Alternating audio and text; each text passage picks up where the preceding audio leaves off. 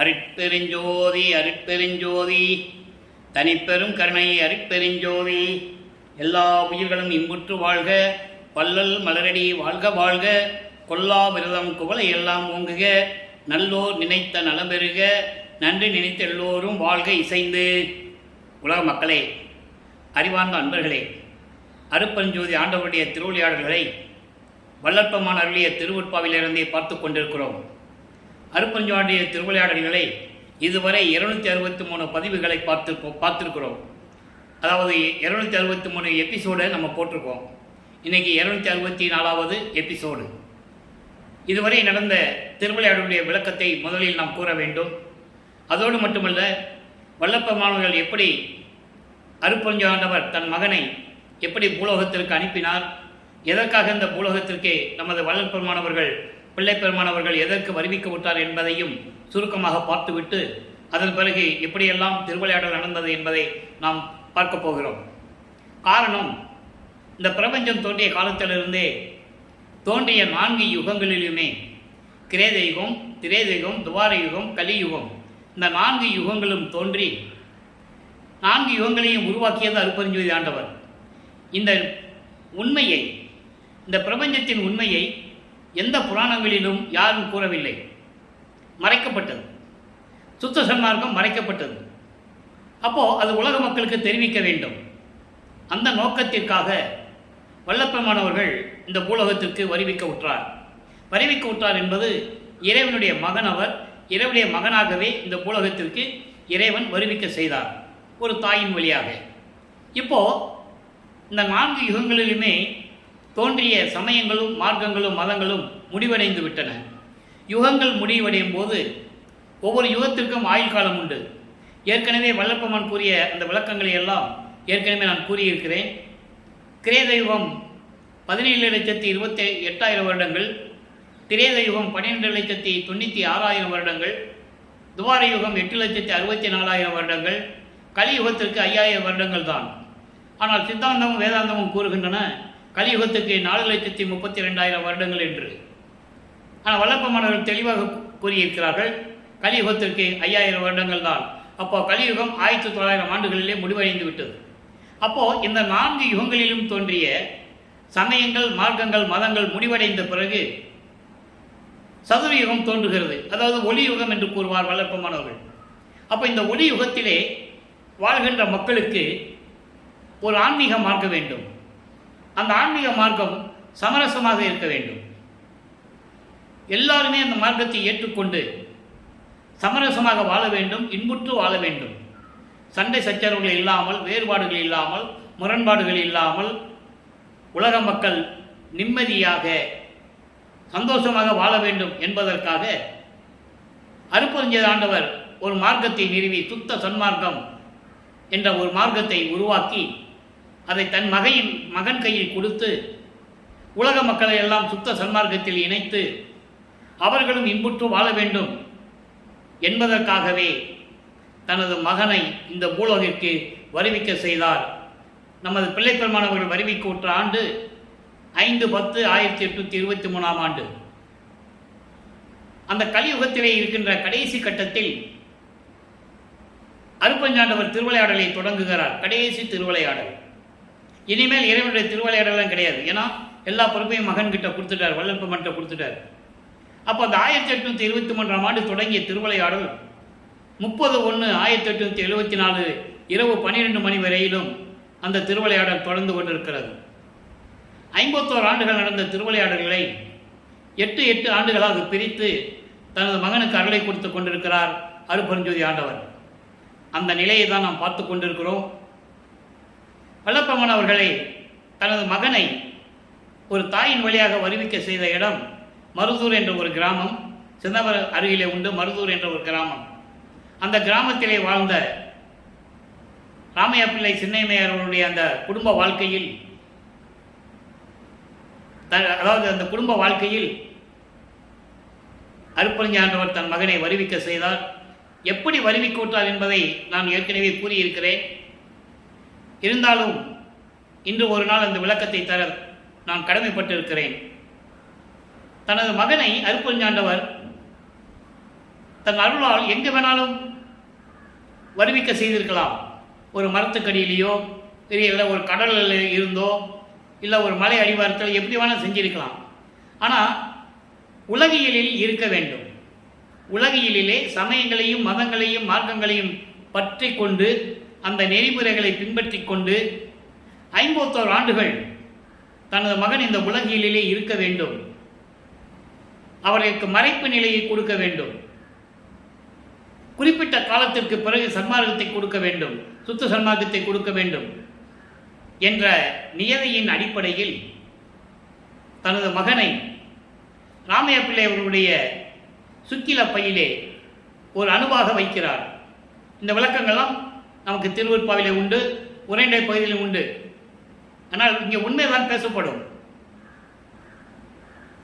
அதாவது கதையாகவோ கற்பனையாகவோ சொல்ல வேண்டிய அவசியம் இல்லை.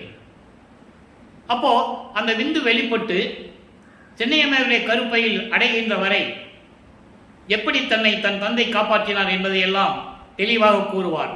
அந்த உஷ்ணத்திலும் அந்த துர்நாற்றத்திலும் என்னை இருக்க செய்து என்னை காத்தருளினீர் என்றெல்லாம் கூறுவார். அப்போ அந்த தாயின் கருவறையிலே வந்து சேர்ந்த பிறகு பிண்ட வடிவம் உருவாகும் போது பௌதிக வடிவம் என்று சொல்லுவார். அப்போ அந்த தாயினுடைய கருவறை இருட்டாக இருக்கிறது என்று நினைத்து தன் தந்தையிடம் சொல்லும் பொழுது, தந்தையை இருட்டறையில் என்னை அடைத்து விட்டாயே, ஒரே இருட்டாக இருக்கிறது என்று கூறும்போது கருவறையிலே அருட்பெருஞ்சோதியாண்டவர் தன் மகனுக்கு ஒளி காட்டியதையும், ஒளி காட்டியவுடனே வெளிச்சமாக தெரியும். அப்போ தன் மகன் சிரித்து மகிழ்ந்ததை கண்டு தன் மனம் பூரிப்படைந்ததையும், அதன் பிறகு பசி என்று கூறும்போது கருவறையிலே தன் மகனுக்கு அருளமுதம் ஊட்டியதையும், உடம்பு புழுக்கமாக இருக்கிறதை காற்று வரவில்லையே என்று கூறும்போது தென்றல் காற்று அமுதக்காற்று வீசியதையும், எப்படியெல்லாம் அந்த தாயின் கருவறையிலே நமது பிள்ளை பெருமானவர்கள், நமது குழந்தை இறைவன் அவர்கள் இருக்கும்போது எப்படியெல்லாம் திருவிளையாடல் நடந்தது என்பதை பாடலின் மூலமாக நாம் ஏற்கனவே பார்த்து விட்டோம். அதன் பிறகு 10 மாதங்கள் கழித்து நமது குழந்தை இறைவன் இந்த பூலோகத்தை தொடும்போது, இந்த மண்ணை தொடும்போது பிரம்மனும் திருமாலும் ருத்திரன் போன்ற பதத்தலைவர்களும், ஏற்கனவே 5 தொழில் செய்து கொண்டிருந்த அந்த பதத்தலைவர்களும், தேவர்களும் முனிவர்களும் ரிஷிகளும் வாழ்த்துகிறார்கள். எங்களை ஆளப்போகும் அருள்கடலே என்று சொல்லி வாழ்த்துகிறார்கள். அதன் பிறகு 5 மாத குழந்தையாக இருக்கும்போது நமது குழந்தை இறைவன் 5 மாதமாக இருக்கும்போது சிதம்பரத்துக்கு அழைத்து செல்கிறார்கள். ஒரு திருவிழாவுக்காக. அங்கே ஒரு திருவிழா நடக்குது. அப்போ அந்த குழந்தையை கூப்பிட்டு அங்கே போகிறாங்க. அதுக்கு முன்னாலேயே இங்கே பேர் வச்சாச்சு. எங்கே மருதூர் பக்கத்தில் பின்னலூர் என்ற கிராமம். அந்த கிராமத்தில் ராமலிங்கேஸ்வரர் கோயில் ஒன்று இருக்குது, இப்போவும் இருக்குது. அங்கே அந்த தலத்தினுடைய வரலாறுகள்லாம் நீங்கள் போனால் பார்த்துக்கலாம். அப்போ அந்த இடத்துல ராமலிங்கேஸ்வரர் கோயில் தான் அவங்களுக்கு குலதெய்வம். அப்போது தனது மகனுக்கு பெயரிட்டு, ராமலிங்கம் என்று பெயரிட்டு, இந்து மதத்திலே சமயங்களிலே என்ன சடங்குகள் சம்பிரதாயங்கள் இருக்கிறதோ, அதாவது மொட்டை போடுறது, கடுக்கான் போடுறது, இதெல்லாம் போட்டு முடிச்சாச்சு. அதன் பிறகு சிதம்பரத்துக்கு கூட்டு போகிறாங்க. ஏன்னா இறைவன் அங்கே ஒரு திருவிளையாடல் செய்கிறார் தன் மகனுக்கு. எல்லாருமே சிதம்பரத்தில் நடராஜனை வழிபட்டு கொண்டிருக்கிறார்கள். இவருக்கு மட்டும், தன் மகனுக்கு மட்டும் வெளியாக காட்டுகிறார் அருட்பெருஞ்சோதி ஆண்டவர். அதுதான் சிதம்பர ரகசியம், அதுதான் சிவ ரகசியம். தில்லை தளத்தடையை திரைதூக்க தரிசித்த போது தெய்வகை மேல் காட்டாதே எந்தனக்கே வெளியாய் காட்டிய மெய்புறவா மெய்ப்பொருளை என்று கூறுவார். அதாவது ஒரு இறைவனை, ஒரு சிலையை எப்படி பார்த்தாங்க? ஆடை ஆபரணங்களை போட்டு அலங்கரித்து மாலையிட்டு ஆராதனை செய்து அர்ச்சனை செய்து அபிஷேகம் செய்து இப்படி தான் வழிபடுவார்கள். இது சமயங்களிலும் மார்க்கங்களிலும் அந்தந்த மதங்களிலும் சமயங்களிலும் உண்டு. அது இயற்கை. ஏன்னா காலகாலமாக அதான் பண்ணிக்கிட்டு இருக்காங்க. ஆனால் இவருக்கு மட்டும், தன் மகனுக்கு மட்டும் வெளியாக காட்டினார், வெட்ட வெளியாக தன் தந்தை காட்டினார் என்பதை திருவருட்பாவிலே கூறியதை நம்ம அந்த விளக்கத்தை எல்லாம் பார்த்து விட்டோம். இப்போ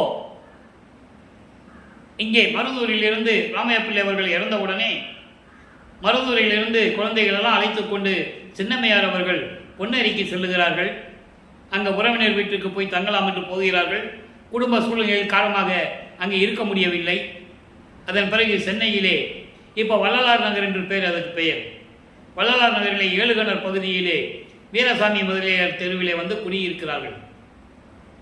அப்போ இந்த நிலையில் இருக்கும்போது நமது குழந்தை இறைவன் பிள்ளைப்பெருமான் அவர்கள் வளர்ந்து பள்ளியில் சேர்க்க வேண்டிய வயதாகிவிட்டது. கொண்டு போய் பள்ளியில் சேர்க்கிறாங்க. படிக்க முடியாது, வெளியே வந்துடுறாரு. அதுக்கு உலகியல் விளக்கங்கள் நிறைய சொல்லுவாங்க. பல பேர் பல விதமாக சொல்லுவாங்க. எல்லாம் வேண்டுன்னு சொல்கிறாங்க, எல்லாம் வேண்டாம் வேண்டாம்னு சொல்கிறாங்க.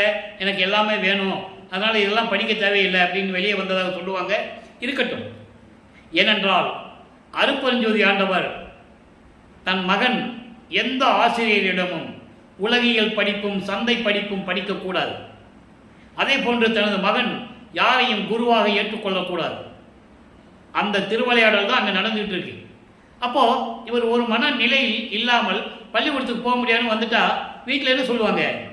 பள்ளிக்கூடத்துக்கு சேர்த்த படிக்க மாட்டேன்ற, ஊர் சுற்றிக்கிட்டு இருக்கேன்னு திட்டுவாங்க, ஏளனமாக பேசுவாங்க, சுற்றி இருக்கிறவங்களும் பேசுவாங்க. அப்போ இவர் மனநிலை எப்படி இருக்கும் அப்படின்னு நீங்கள் கொஞ்சம் நினச்சி பார்க்கணும். அப்போ அந்த நிலையில் இருக்கும்போது ஒரு தனிமையான இடம் அவருக்கு தேவைப்பட்டது. அதான் கந்தகோட்டம். கந்தகோட்டம் என்பது அங்கே ஒரு முருகன் கோயில் இருக்கு. அந்த இடம் ரொம்ப அமைதியாக இருக்கும் அந்த காலத்தில். அப்போது இவர் அங்கே போயிடுறார். காலையில் எந்திரிக்க வேண்டியது, அங்கே கோயிலுக்கு போயிட வேண்டியது, அங்கேயே படுத்துக்க வேண்டியது, இப்படியே இருக்கிறார். அப்போ அங்கே இருக்கிறவங்க சொல்லுவாங்கல்ல, என்ன ராமலிங்கம், ஏதாவது முருகனை பற்றி பாடேன், சும்மா வர போகிற ஏதாவது பாடேன் அப்படிங்கும்போது அவர் அப்போ முருகனை பற்றி பாடுகிறார். அப்போ அவர் சமயங்களையும் மதங்களையும் மார்க்கங்களையும் சொல்லப்பட்ட நெறிகளிலே இருந்து கொண்டிருக்கிறார். சைவ சமயத்தின் அடையாளமாகிய திருநீரை பூசிட்டு இருக்காரு, உத்திராட்ச மலை போட்டிருக்காரு. சிவ சிவா நமச்சிவாயா ஓம் சிவாய நம முருகா விநாயகா விநாயகனே அப்படிலாம் பாடுறாரு. இல்லைன்னு சொல்ல முடியாது.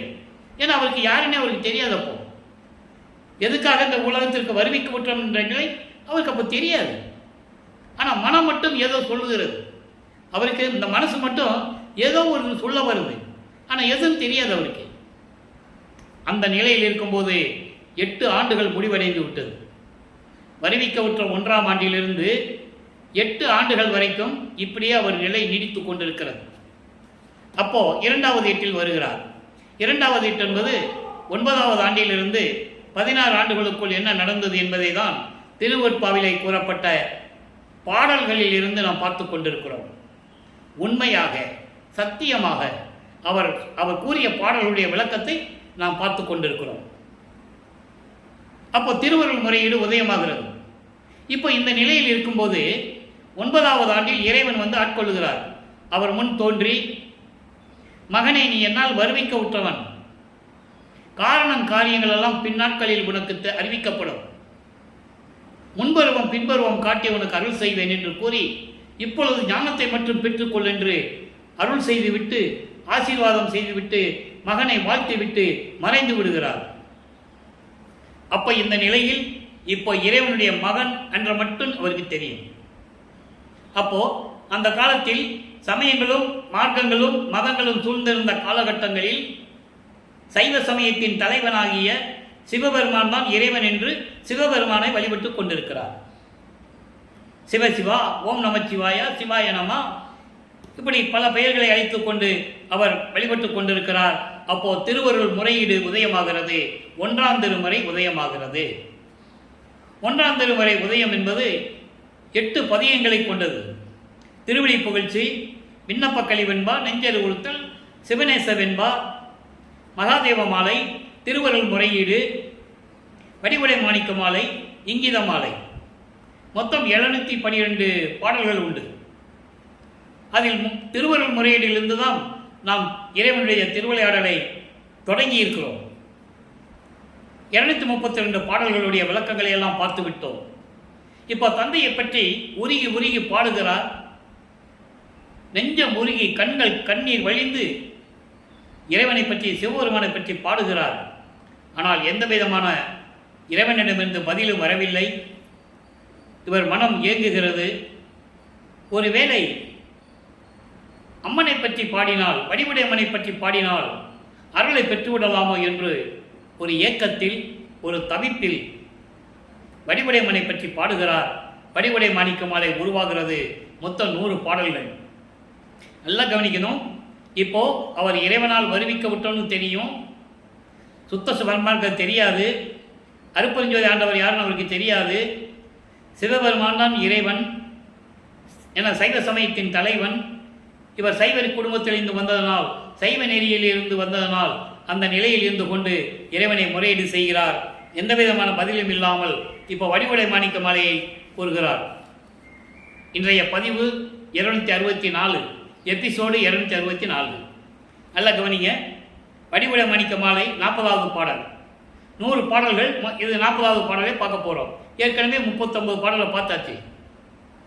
சீர் அறிவாய் திருவொற்றி, சீர் அறிவாய் திருவொற்றி, பரமசிவத்தை நினைப்போர் அறிவாய், அவ்வறிவாம் வெளிக்கு அப்புறத்து நின்றாய், யார் அறிவார் நின்னை, நாயேன் அறிவது அழகுடைத்தே,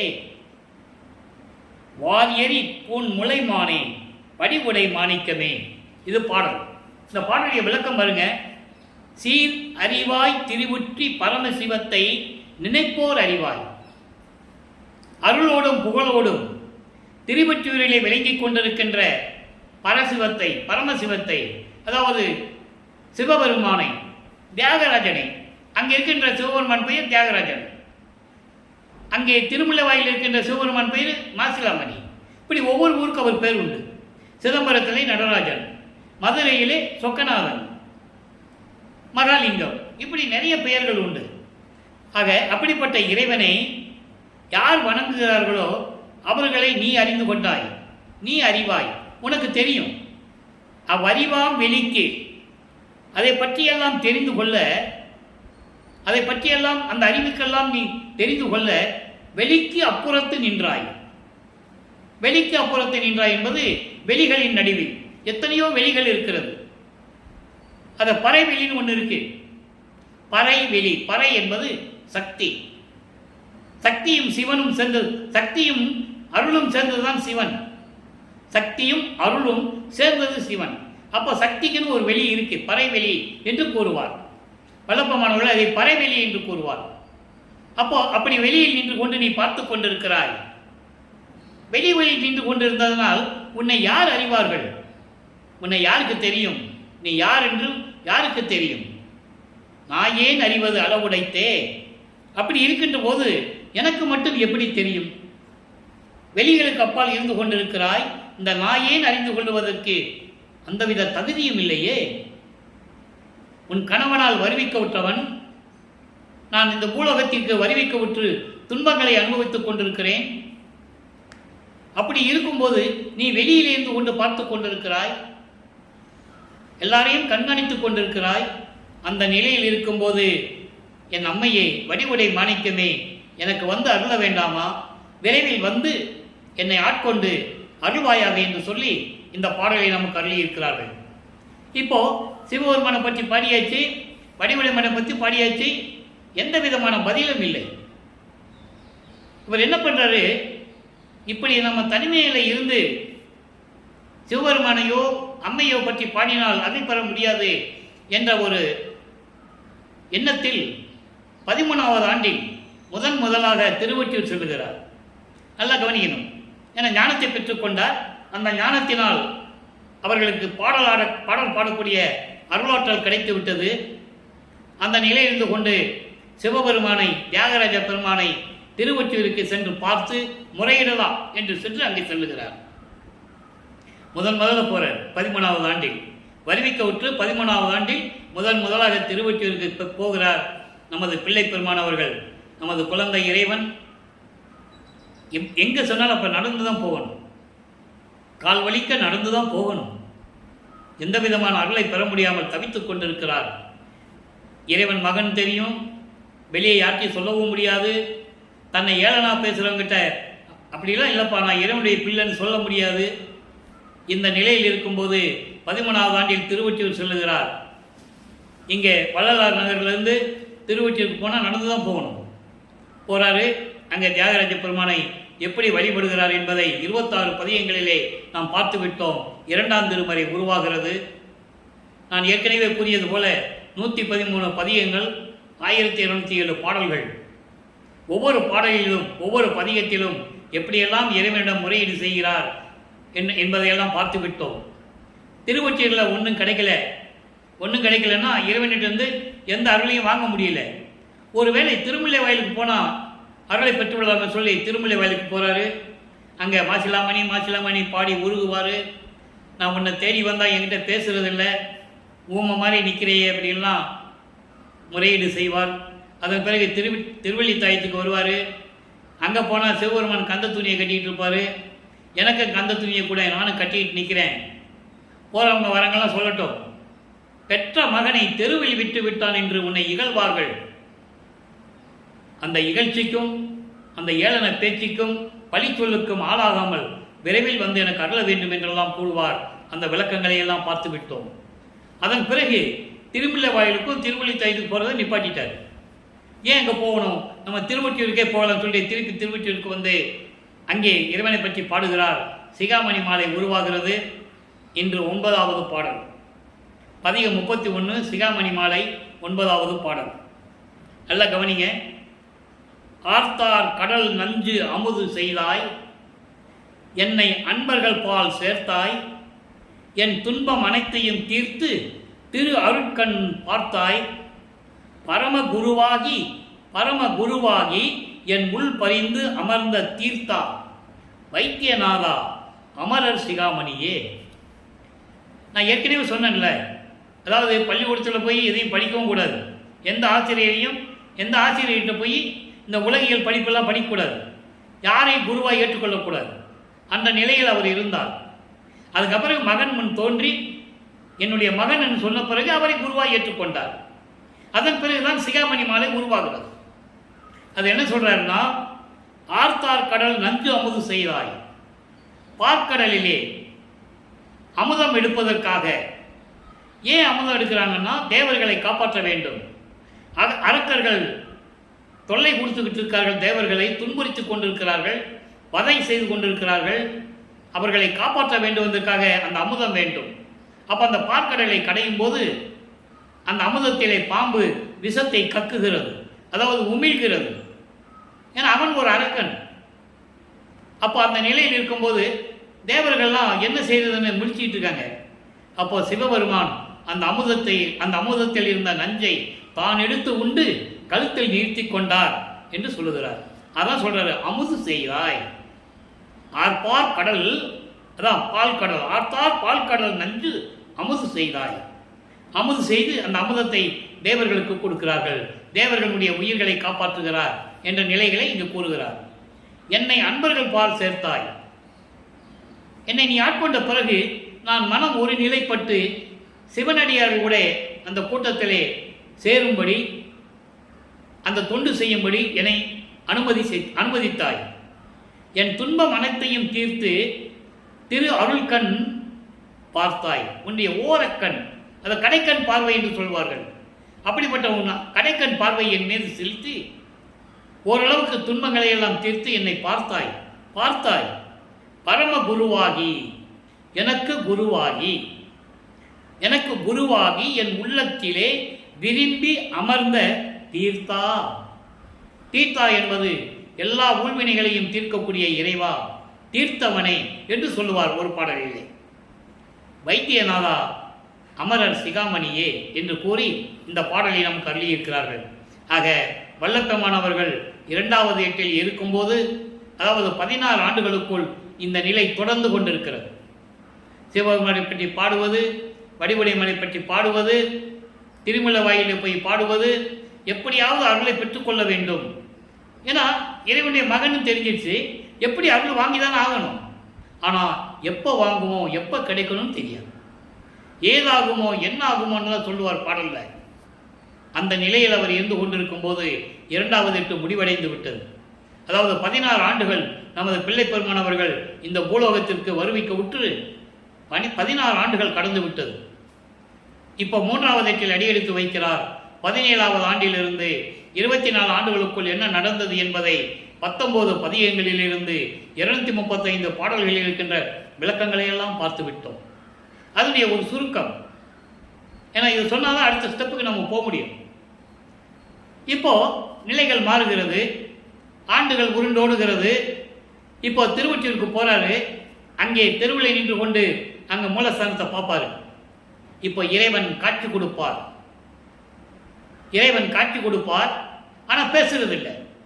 காட்சி கொடுத்துட்டு மறைஞ்சிருவார் என்பதை பதியங்களில் இருக்கின்ற பாடலுடைய விளக்கங்களை எல்லாம் பார்த்து விட்டோம்.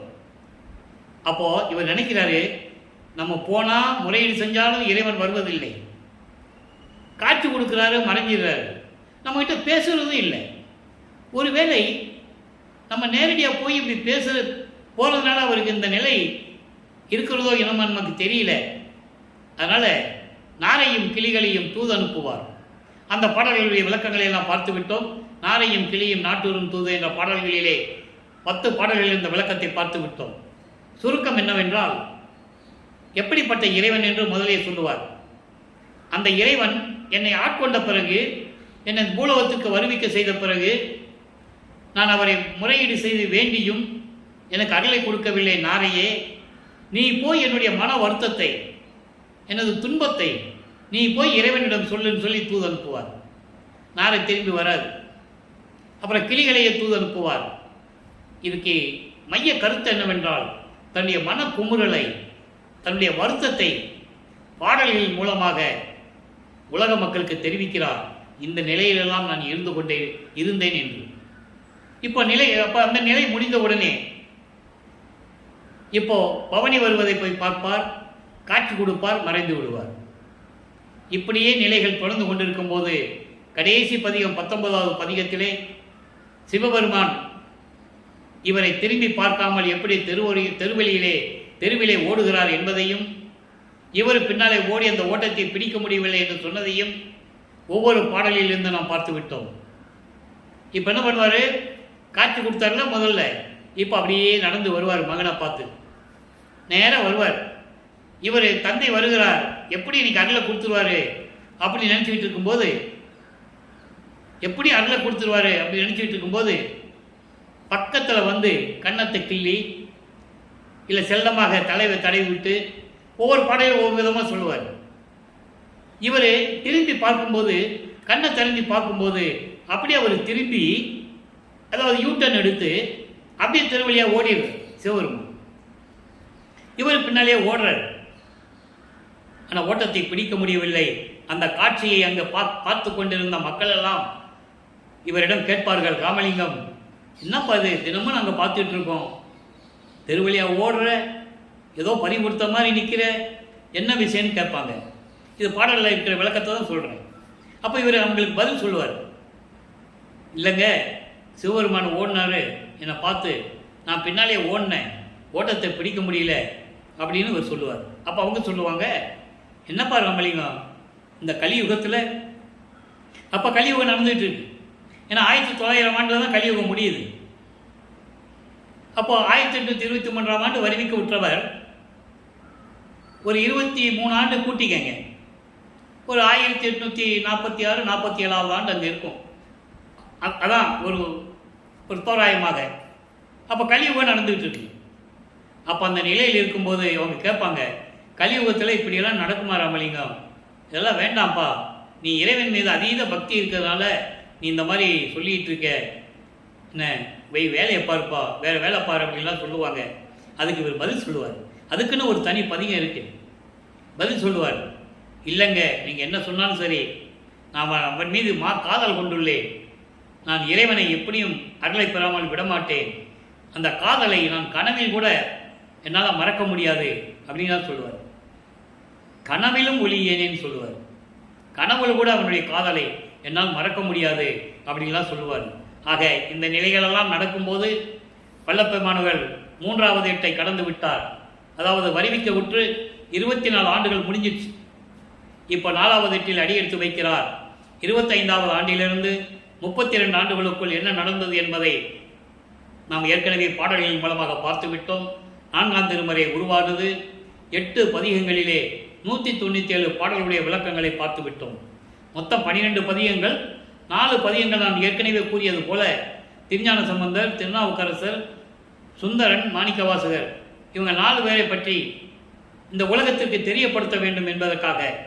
ஏனென்றால் சைவ நெறியை பரப்பியவர்கள், சைவ நெறியை பரப்பியவர்கள் 4 பேரையும் ஒட்டு மொத்தமாக ஒரே இடத்துல யாரும் சொன்னதில்லை, ஒரே நூலில் யாரும் சொன்னதில்லை. திருவருட்பாவையை வல்லற்பமானார் அதை அருளியிருக்கிறார்கள். காரணம், சைவ நெறியை பரப்பியவர்கள், இறைவனுடைய அருளை பெற்றுக்கொண்டவர்கள், முத்தி அடைந்தவர்கள் என்ற நிலையில் அந்த 4 பேர் பாடியிருப்பாங்க. அதனுடைய விளக்கங்களாக நமக்கு தேவையில்லை. இதான் சுருக்கம். இந்த நிலையில் இருக்கும்போது அன்பு மாலை, அருட்பகாச மாலை, பிரசாத மாலை, ஆனந்த மாலை, பத்தி மாலை, அபராத மாலை, மன்னிப்பு மாலை, அதிசய மாலை எல்லாம் பார்த்துட்டோம். அதனுடைய சுருக்கங்கள் இப்போ நம்ம சொல்ல வேண்டியிருக்கு. அதற்கு முன்னால் 27வது ஆண்டில் அவருக்கு கல்யாணம் ஏற்பாடு பண்ணுறாங்க, திருமணம் ஏற்பாடு பண்ணுறாங்க. அப்போ இவர் வேண்டாம் தான் சொல்கிறார். சும்மா அது ஒரு நாடகம். ஏன்னா அங்கே இறைவனுடைய திருவிளையாடல் நடக்கணும். ஏற்கனவே இவர் இந்த பெண்ணை தான் கல்யாணம் பண்ணணும் என்று ஏற்கனவே விண்ணுலகத்தில் ஏற்பட்ட ஒப்பந்தம், இறைவனுக்கும் அவருக்கு ஏற்பட்ட ஒப்பந்தம். அது பாடல் திருவருட்பாவில் இருக்கு, யாரும் மறுக்க முடியாது. நான் ஏற்கனவே கூறியது போல இங்கே பேசக்கூடிய கருத்துக்கள், விளக்கங்கள் எல்லாமே திருவருட்பாவில் இருக்கின்ற உண்மைகள். இது சத்தியம். அந்த நேரத்தில் இவருக்கு இப்போதான் தெரியும் அந்த பெண் ஏன் இவர் வருவிக்க உற்ற குடும்பத்தில் ஏன் பிறந்தாங்கன்னு இப்போ தெரியும் அவருக்கு. இப்போ அவருக்கு சுத்த சன்மார்க்கம் இருக்கிறது தெரியும், அருட்பெருஞ்சாண்டவர் தான் இறைவனும் தெரியும். அப்போது இறைவன் சொன்னால் தான் தாலி கட்ட முடியும். அப்போது இறைவன் இவங்க எல்லாம் நினைக்கிறாங்கன்னா, நம்ம சொன்னால் கேட்க மாட்டேன்றான் ராமலிங்கம், நம்ம ஒரு சாமியார்கிட்ட கூப்பிட்டு போவோம், திருவொற்றியூரில் இருக்கார், தினமும் இவரை பார்க்குறாரு அப்படின்லாம் நினச்சிட்டு அங்கே கூப்பிட்டு போவாங்க. அது யார்? அருட்பெருஞ்சாண்டவர். இவர் போய் கேட்பாங்க. இது உலகியல் செய்தி தான். பட்டு சில நேரங்களில் பாடல்களில் ஒரு சில இடங்களில் ஒரு சூட்சமமான விளக்கங்கள்லாம் உண்டு. நீ சொல்லி தானே தாலி கட்டினு சொல்லுவார். ஆனால் நீ கல்யாணத்துக்கு வரல. சுந்தரனுக்கு மட்டும் 2 கல்யாணத்துக்கு போனேன், உன் தலைமையில் கல்யாணம் பண்ணி வச்ச, எனக்கு மட்டும் என் கல்யாணத்துக்கு மட்டும் ஏன் வரமாட்டேன்றங்களா சொல்லுவார். அப்போ நான் அங்கே சூட்சமமான விளக்கம் இருக்கு. அவர் சொல்லி தான் இவர் தாலி கட்டுறாரு. புரியுதா உங்களுக்கு? அப்போ உலகில் சொன்ன செய்தி ஓரளவுக்கு உண்மை, அதை நம்ம ஏற்றுக்கலாம், தப்பில்லை. அப்போ இந்த நிலையில் இருக்கும்போது திருமண ஏற்பாடுகள் நடந்து கொண்டிருக்கிறது. திருமண மண்டபத்திலே விழாக்கோலம் பூண்டுள்ளது. அங்கே பிரம்மன், திருமால், ருத்திரன், மகேஸ்வரன் போன்ற பதத்தலைவர்களும் வானவர்களும் முனிவர்களும் ரிஷிகளும் இவரை வாழ்த்துவதற்காக காத்து கொண்டிருக்கிறார்கள். பாட்டில் சொல்றார். அப்போ இவர் அவருடைய தந்தை அருட்பெருஞ்சாண்டவரையும் தாய் சிவகாமி வள்ளியும் தேடுறார். அவங்க இல்லை. நேரம் நெருங்கி கொண்டிருக்கிறது. தாலி கட்டி அவனும் கட்டிட்டார். தாலி கட்டின உடனே அந்த அம்மாவுக்கு மோட்ச விட்டை காட்டி விமோசனத்தை கொடுத்து அவன் நம்மளுடைய கர்ம வினைகளை எல்லாம் நீக்குகிறார். அதுக்காக தான் அந்த அம்மா இவர் வரிவுக்கு விட்டுற அந்த சொந்தத்தில் பிறக்கிறாங்க. அப்போ அந்த பெண்ணுக்கு இவர் தாய்மாமன் ஆகிறார். நல்லா புரிஞ்சுக்கணும் நீங்கள். ஆக இந்த நிலைகள் எல்லாம் முடித்து விட்டு இனிமேல் எந்த இடத்துக்கும் செல்லக்கூடாது, போகக்கூடாது. வீட்டிலேயே உட்காந்துட்டு கதவு போட்டு தாப்பா போட்டார், எங்கேயும் போக மாட்டேன்னு சொல்லி. இது இறைவனுக்கு தெரிஞ்சிருச்சு. அருட்பெருஞ்சாண்டவர் பார்த்துட்டு தானே இருக்காரு.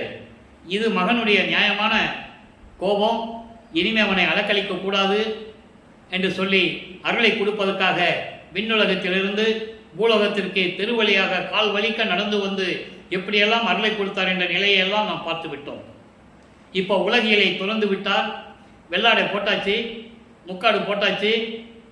அதன் பிறகு திருநீர் பூசுவதை நிறுத்தியாச்சு. உத்திராட்ச மாலையை தூக்கி போட்டாச்சு.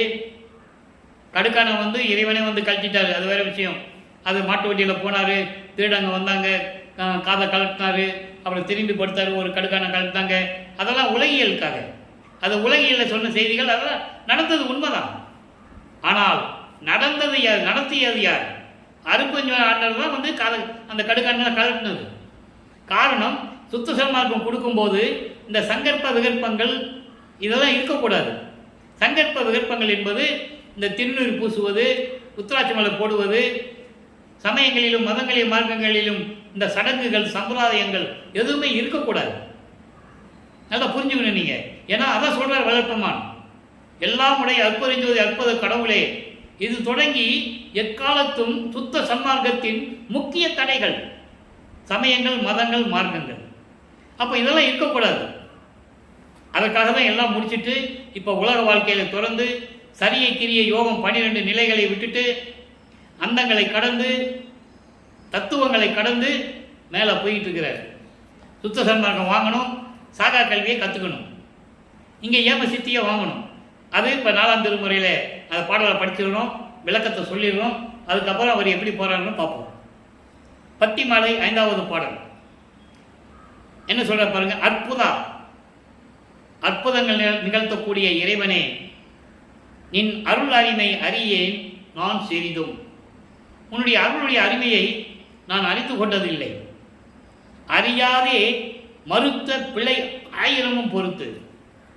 அதாவது சிறு ஆண்டுகளிலே, பிள்ளை பருவத்திலே நான் தெரியாமல் செய்த தவறுகளை எல்லாம் அத்தனையும் மன்னித்து, ஏன்னா சுத்த சன்மார்க்கம் வாங்க போறாரு, நல்லா கவனிக்கணும் நீங்க. அப்போ இந்த சமயங்களும் மார்க்கங்களும் மதங்களில் சொல்லப்பட்ட நெறிகளை விட்டுணும். அப்போ அதில் இருக்கும்போது நான் செய்த தவறுகளை எல்லாம் முழுவதுமாக மன்னித்து வற்புறுவேன் தன்னை என்பது வம்பு செய்து கொண்டிருந்த என்னை, வீணாக பேசிக்கொண்டு வீணாக பொழுதை கடத்தி கொண்டிருந்த என்னை அழைத்து திரும்பவும் என்றால் ஏற்கனவே எல்லா அருளையும் கொடுத்தாச்சு.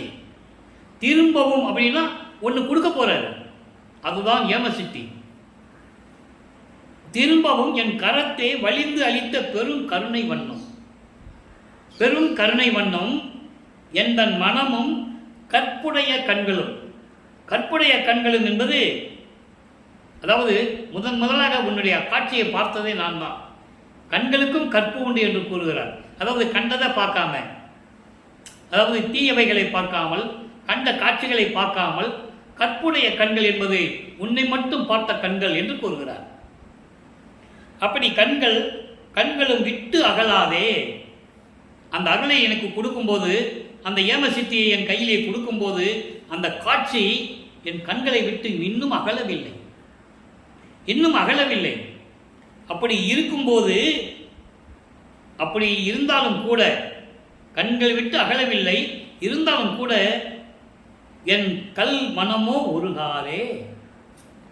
கல் போன்ற என் மனம் இருக்கிறதே. அதாவது என்ன சொல்றாருன்னா, என் மனம் இன்னும் இரக்கம், தயவு, கருணை என்பது என் உள்ளத்தில் ஏற்படவில்லை என்று கூறுகிறார். காரணம், சுத்த சன்மார்க்கத்தை வாங்கின பிறகுதான் அதெல்லாம் கிடைக்கும். சுத்த சன்மார்க்கத்தில் இருக்கிறவங்களுக்கு தான் தயவும் கருணையும் இரக்கமும் இருக்கும், உயிர் நேயம் இருக்கும். ஏனென்றால் அவன் புலையும் கொலையும் தவிர்த்தவன். சுத்த சன்மார்க்கத்தில் இருக்கின்றவர்கள் மாமிச உணவுகளை சாப்பிடுவதில்லை, எந்த உயிரையும் கொல்லுவதில்லை, உயிர் இரக்கம் கொண்டவர்கள், எல்லா உயிரையும் தன் உயிர் போல் நினைத்து கொண்டிருப்பவர்கள். நீங்க நல்லா புரிஞ்சுக்கணும். அப்போ என் மனம் உருகாதே அப்படி சொல்லும்போது சுத்த சன்மார்க்கத்தை வாங்க போறான்னு அர்த்தம். இற்புடைய இரும்பும் இதற்கு உருகல் அறிதலவே. இற்புடைய இரும்பு, கடினமான இரும்பு கூட உருகுச்சுன்னு சொன்னா அது அதிசயம் இல்லை. ஆனா என் மனம் உருகவில்லை. இரும்பு கூட உருகுச்சுன்னு சொன்னா கூட அது அதிசயம் இல்லை, அற்புதம் இல்லை. ஆனா என் மனம் உருகவில்லையே அப்படின்னு சொல்லிட்டு, இனித்த நடம்புரிந்து மன்றில் தனித்த சிவக்கொழுந்தே. திருச்சிற்றம்பலத்திலே சத்தியஞான சபையிலே அருணடனம் செய்து கொண்டு திருவிளையாடல் செய்து கொண்டிருக்கின்ற சிவநெறியை உடைய இறைவனே. இங்கேயும் அருப்பறிஞ்சுன்னு சொல்ல மாட்டார், நல்லா கவனிச்சிக்கணும். 4 திருமறை முடிஞ்ச பிறகு சொல்லுவார். அப்படிப்பட்ட இறைவனிட்டிருந்து இந்த சக்தியை பெற்ற பிறகு இப்போ தத்துவங்களை கடந்து, அந்தங்களை கடந்து, ஏமசித்தியை பெற்றுக்கொண்டு பறந்து சென்று கொண்டிருக்கிறார். இப்போ வல்லப்பமானவர்கள் 5வது எட்டில் இருந்து கொண்டிருக்கிறார். 33வது ஆண்டிலிருந்து 40 ஆண்டுகளுக்குள் என்ன நடந்தது என்பதை பாடல்களின் மூலமாக நாம் விளக்கமாக பார்த்து விட்டோம். நேராக பறந்து போறார். 33வது ஆண்டில் முதல்ல 13வது ஆண்டில் திருவொற்றியூர் போறாரு. 33வது ஆண்டில் சுத்த சிவஞான வழிக்கு போயிட்டு இருக்காரு. சுத்த சன்மார்க்கத்தை வாங்கணும், சாகா கல்வியை கற்றுக்கணும். தந்தை கூப்பிட்டுறாரு, இவர் போயிட்டு இருக்கிறாரு. அப்போ அண்டங்களை கடந்து போயிட்டு இருக்கிறாரு. அங்கே சத்தியஞான சபை தெரிகிறது, இவர் கண்ணுக்கு தெரிகிறது. சொல்லுவார், பாடல் அற்புதமாக இருக்கும். அந்த வரியை சொல்லும்போது ரொம்ப அற்புதமாக இருக்கும். சபையை என்னுள் கண்டனன் என்ன போய் பார்த்துக்கிட்டு இருக்கிறாரு. அப்போது ஒரு கூட்டம் தெரியுது வெளியே. தேவர்கள், பிரம்மன், திருமலம் அங்கே நின்றுட்டு இருக்காங்க. ஆச்சரியமாக பார்க்குறாரு, ஏன் உள்ளே போகாமல் வெளியே நிற்கிறாங்கன்னு. அப்போ தேவர்கள் சொல்கிறாங்க, ஏன்னா அவங்க தான் முதல்ல நிற்கிறாங்க. இவர் கேட்குறாரு, ஏன் நிற்கிறீங்கன்னு கேட்கும்போது, நாங்கள் உள்ளே போக முடியாது, நீங்கள் போகலாம் ஐயான்னு சொல்லி சையை காட்டுறாங்க. இப்படி போங்க இப்படி போங்கன்னு கை காட்டுறாங்களாம். ஆக அங்கே என்ன நடந்தாலும் சத்தியஞானி சபைக்குள்ள இவங்கெல்லாம் போக முடியாது, வெளியே இருந்து தான் பார்க்கணும். பாடலில் தெளிவாக சொல்கிறாரு, இதை மக்களிடம் யாரும் கூறவில்லை என்பதுதான் வேதனையான விஷயம். அப்படி சொல்லியிருந்தால் வல்லப்பம்மனுடைய அருள்நிலை மக்களுக்கு தெரிஞ்சிருக்கும். யார் மக்களை வல்லப்பம்மனை ஒரு சாதாரண அதாவது இவங்கெல்லாம் சொல்லிட்டாங்கல்ல, துறவின்னு சொல்லிட்டாங்க, மேடையில் பேசுனவங்க துறவின்னு சொல்லிட்டாங்க. அதுக்கு முன்னால் இருந்தவங்க திரு வேலாயுதம் அவர்கள், கந்தசாமி அவர்கள், மற்றவர்கள் எல்லாம் சேர்ந்து அவங்களும் சொல்லலை.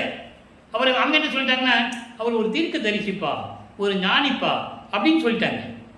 அவர் ஒரு சித்தர்ப்பா, அவர் ஒரு சித்தர் தீர்க்க தரிசின்னு சொல்லிட்டாங்க. அதுக்கு பின்னால் வந்தவங்க துறவின்ட்டாங்க. அவர் ஒரு துறவிப்பா, கல்யாணம் பண்ணி பொண்டாட்டியாக விட்டுட்டு வந்துட்டாருப்பா, குடும்ப நலத்தில் எங்கே போனாருன்னு தெரியாதுப்பா, எங்கே போனாருன்னு தெரியல, எப்போ வருவாரோ தெரியும், யாருக்கு தெரியும், 6 மாதம் ஆகுதோ 1 வருஷம் ஆகுதோ, இப்படியே மக்களிடம் சொல்லி சொல்லி அவருடைய அருள் நிலையை உலக மக்களுக்கு தெரியப்படுத்தாமல் மறைத்து விட்டார்கள் என்பதுதான் உண்மை.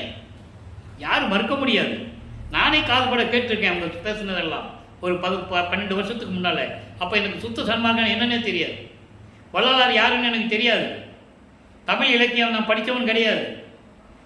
வடலூருக்கு அவர்கள் என்னை ஆட்கொண்டு வடலூருக்கு கூட்டு வந்த பிறகுதான் வடலூரில் வச்சு தான் எனக்கு வள்ளலார் யாருன்னு தெரியும்.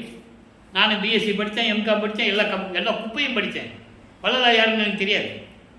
இது ஏன் சொல்கிறேன் என்றால், இறைவனுடைய அருள் கிடைக்க வேண்டும் என்றால் சுத்த சன்மார்க்கத்தில் இருந்தால் கிடைக்கின்றதை நான் இங்கே வந்து தான் உணர்ந்தேன். அப்போது இறைவனை பற்றி முதல்ல எனக்கு விவரம் தெரியாத காலகட்டங்களில் நான் வடலூர்லேயும் சரி, இங்கே சித்திவளத்தில் இருக்கும்போது சரி, அப்போ எனக்கு முடக்குவாதம் கை காலெல்லாம் விளங்காமல் இருந்தேன். இறைவனெல்லாம் எனக்கு நான் குணமாயிட்டு உங்கள்கிட்ட பேசிகிட்டு இருக்கேன். அப்போ இந்த நிலையில் இருக்கும்போது நான் பேசுகிறத கேட்பேன்ல, பூசத்துக்கு பேசுவாங்க, ஏதாவது நல்ல நாளுக்கு பேசுவாங்க, மேடை போட்டு பேசுவாங்க. பேசும்போது நானே காதில் கேட்டிருக்கேன்.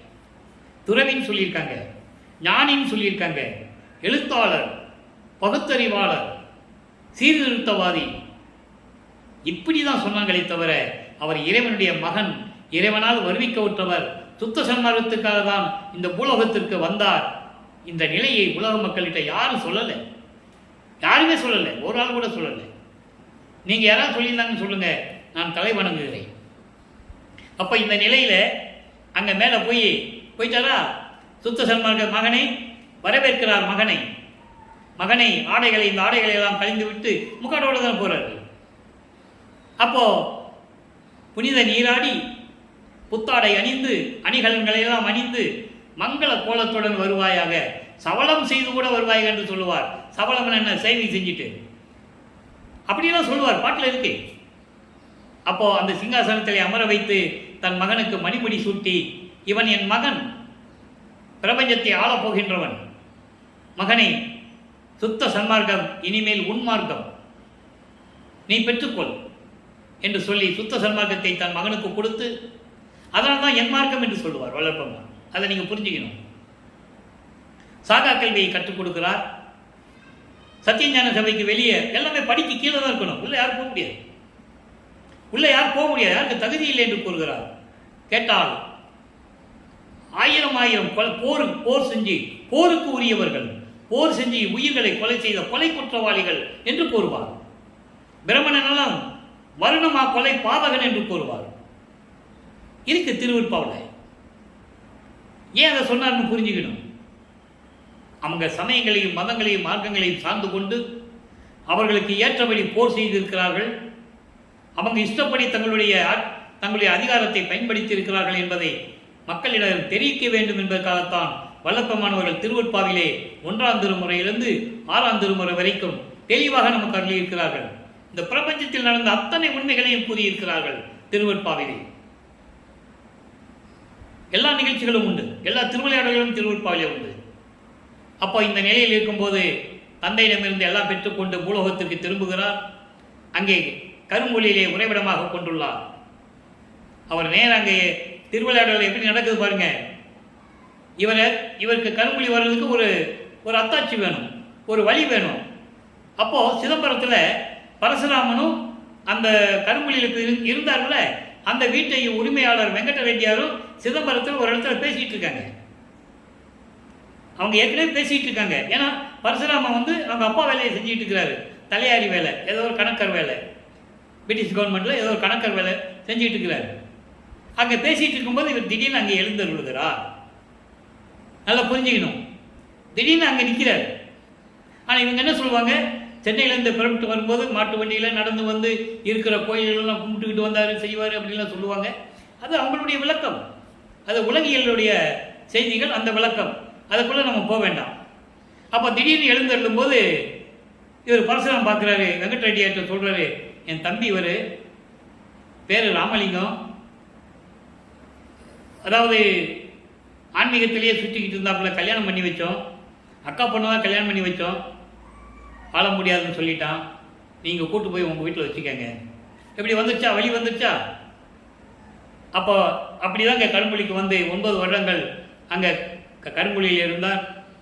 அங்கே இருக்கும்போது அந்த இடத்திற்கு ஒரு பெயர் நிலைக்க வேண்டும் என்பதற்காக தண்ணீரால் விளக்கரித்த இல்லம் என்ற ஒரு பெயரை நிறுவிவிட்டு, அது தெரியும் உங்களுக்கு, அந்த அம்மா வெங்கட ரெட்டியாருடைய துணைவியார் முத்தாளை அம்மாள் வந்து எங்கேயோ வெளியூர் போகிறதுக்காக சாமி இருக்கார எண்ணெய் வைக்கணும்னு சொல்லி ஒரு செம்பில் கொண்டு வந்து வைப்பாங்க. அது என்னன்னு நினச்சி தண்ணியை கொண்டு வந்து வச்சுருவாங்க. நல்லா புரிஞ்சுக்கணும் நீங்கள். அந்த அம்மா வைக்கும்போது இவருக்கு தெரியும் செம்பில் தண்ணி தான் இருக்குன்னு தெரியும். நல்ல கவனத்தில் வச்சுக்கோங்க. இப்போ வல்லப்பமானவர்கள் எல்லாருலையும் பெற்றவர். அவர் தண்ணி ஊற்றணும், எண்ணெய் ஊற்றணும், நெய் ஊற்றணும் அப்படின்றது அவசியம் இல்லை. அவர் சுத்திய ஒளி, அவரே ஒளி உடம்பு. நல்லா புரிஞ்சுக்கணும். அவர் உடம்பே ஒளி உடம்பு. அப்போது அந்த இடத்துக்கு ஒரு பெயர் நிலைக்க வேண்டும். அதற்காகத்தான் அந்த அம்மா வைக்கும்போது தண்ணின்னு தெரியும். அந்த அம்மா வந்து கேட்குறாங்க, சாமி மன்னிச்சுக்காங்க சாமி, நான் தண்ணி வச்சுட்டு போயிட்டேன் என்னைக்கு பதிலா அப்படின்னு சொல்கிறாங்க.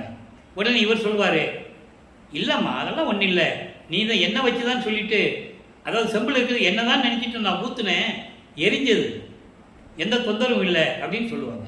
அதனால்தான் தண்ணீரால் விளக்கரித்த இடம் என்ற இல்லம் என்ற அந்த பெயர் ஏற்பட்டது.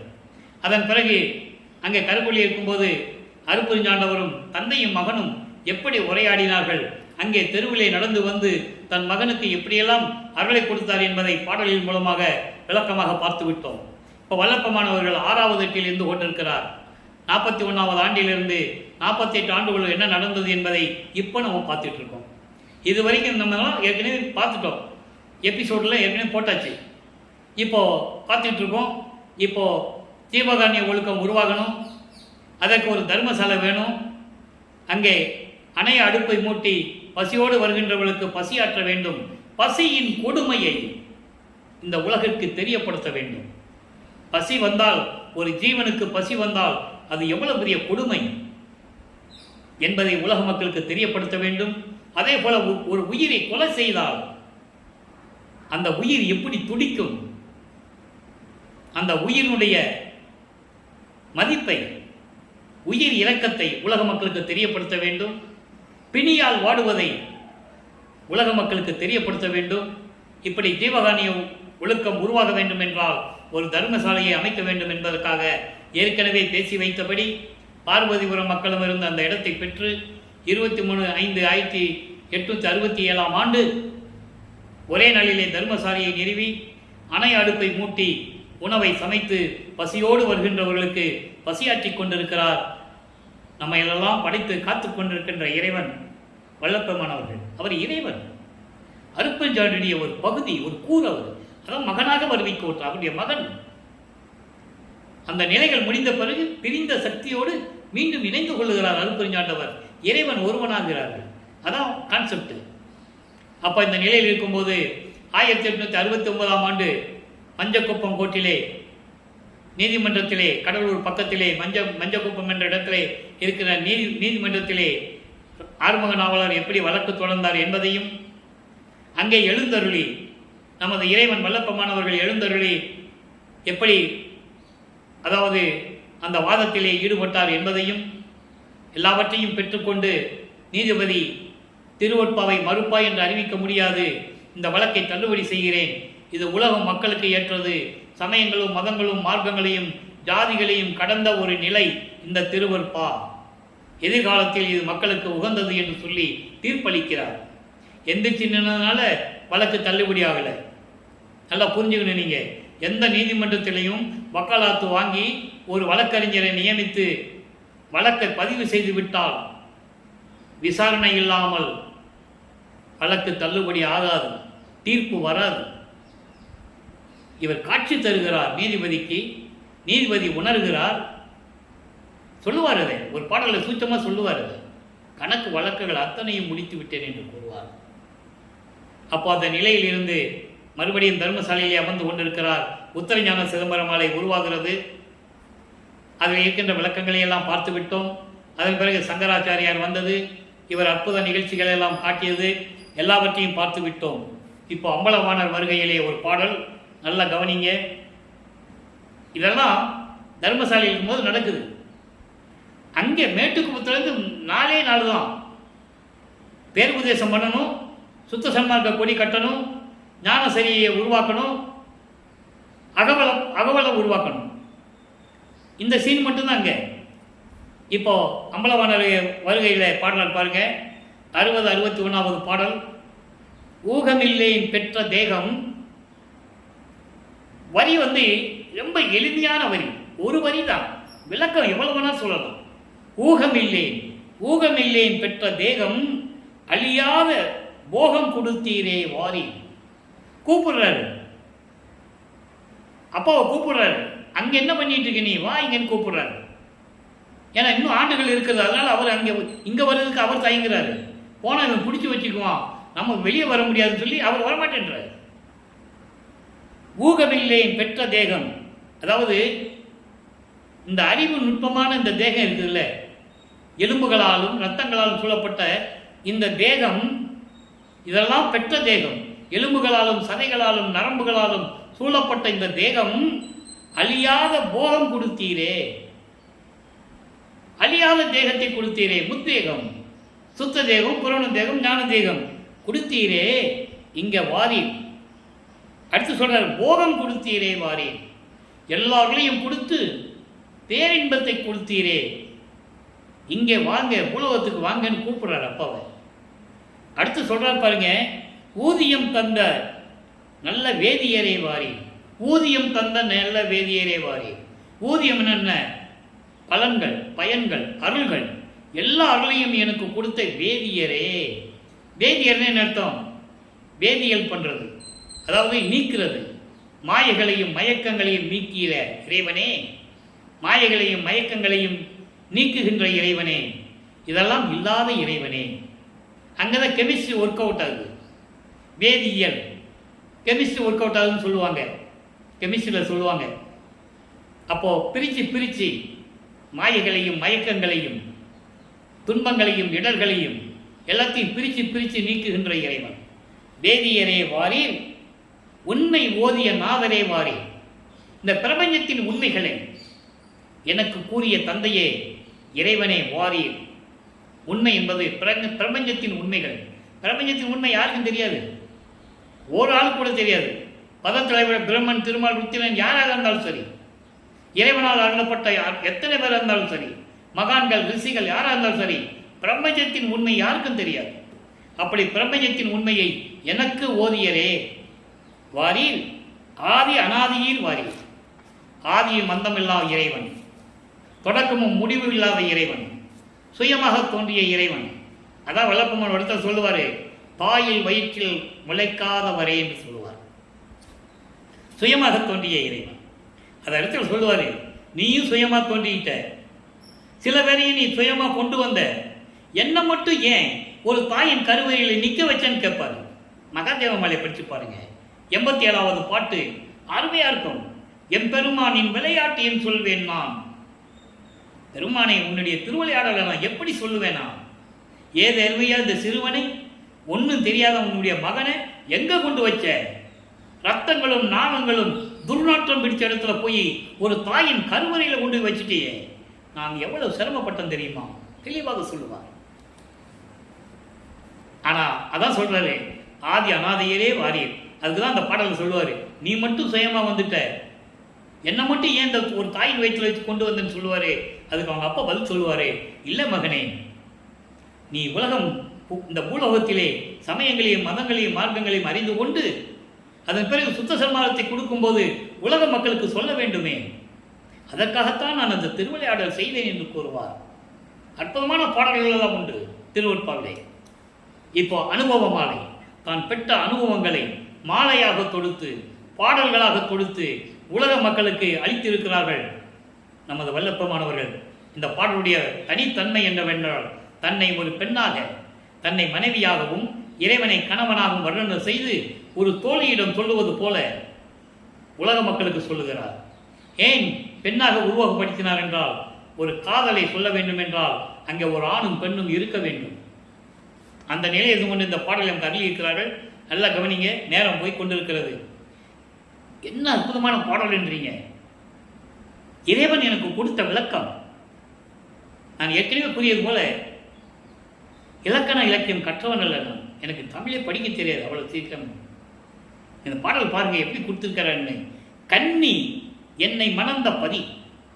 கன்னி என்பது கன்னித்தன்மை உள்ள ஒரு பெண், கற்புடைய ஒரு பெண்.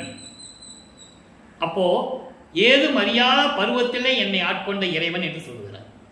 தன்னை ஒரு பெண்ணாக உருவப்படுத்தினால் கன்னி என்று சொல்கிறார். ஒரு பெண்ணாக உருவப்படுத்தி சிறு வயதிலேயே, அதாவது 3 விதமாக சொல்ல வேண்டும். அதை 9வது ஆண்டிலே ஆட்கொண்டது.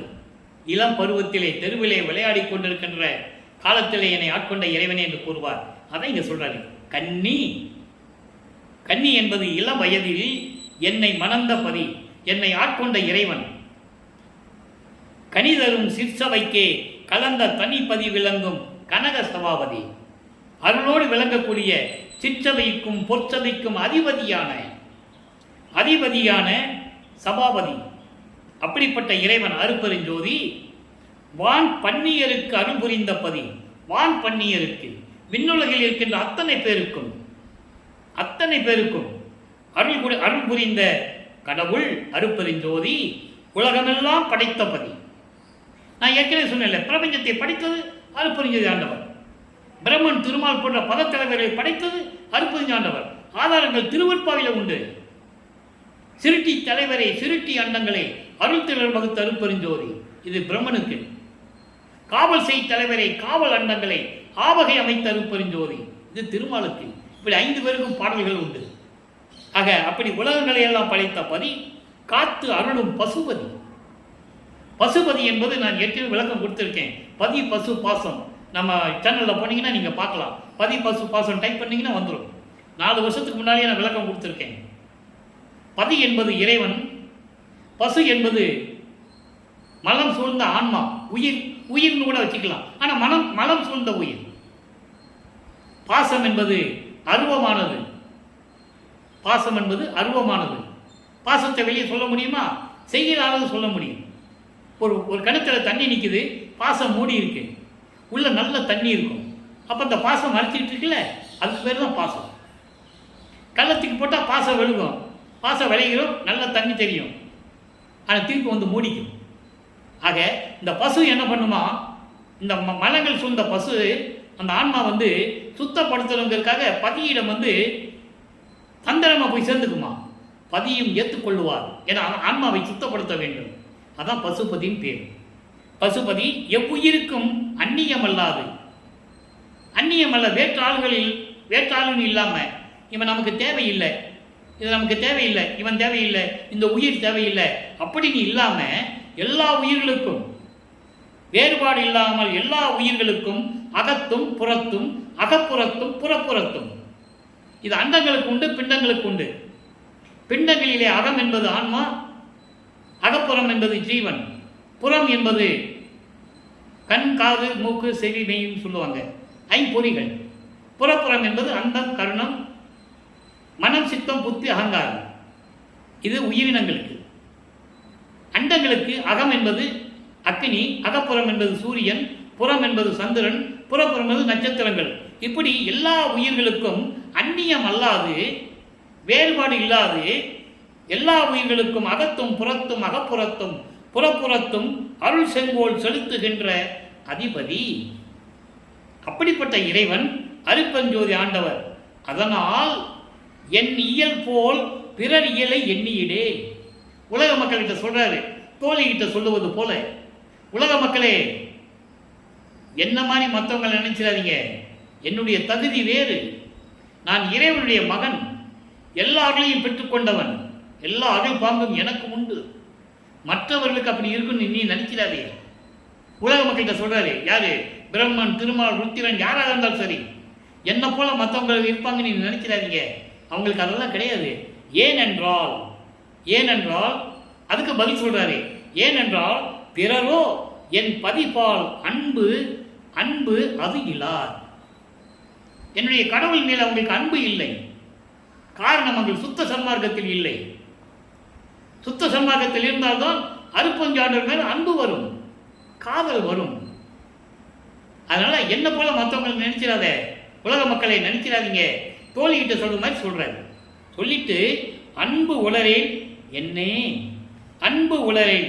அப்படி அன்பு உள்ளவராக இருந்தால் பார்க்கலாம். எப்படி?